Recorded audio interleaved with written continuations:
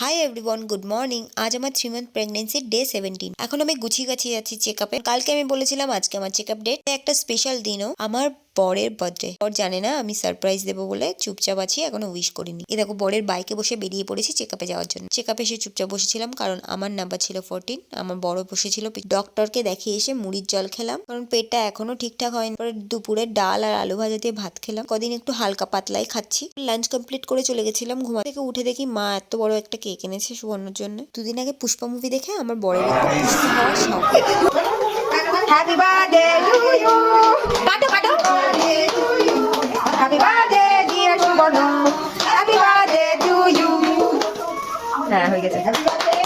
Cutting এর পরে আমার শাশুড়ি আমার মা দুজনেই খাইয়ে দিতে লাগলো ওকে। ও খুব তৃপ্তি করে বাচ্চাদের মতন খাচ্ছিল। জন্মদিনের কেক কাটিং এর সময় না ও একটু বাচ্চা মতন হয়েছে। ওর জন্মদিনের পায়েস আর কেকটা আমিও একটু টেস্ট করি। ওকে ভালো ভালো খাবার দিয়ে আমি নিজে আলু সেদ্ধ ভাত খেয়ে ঘুমিয়ে পড়ি।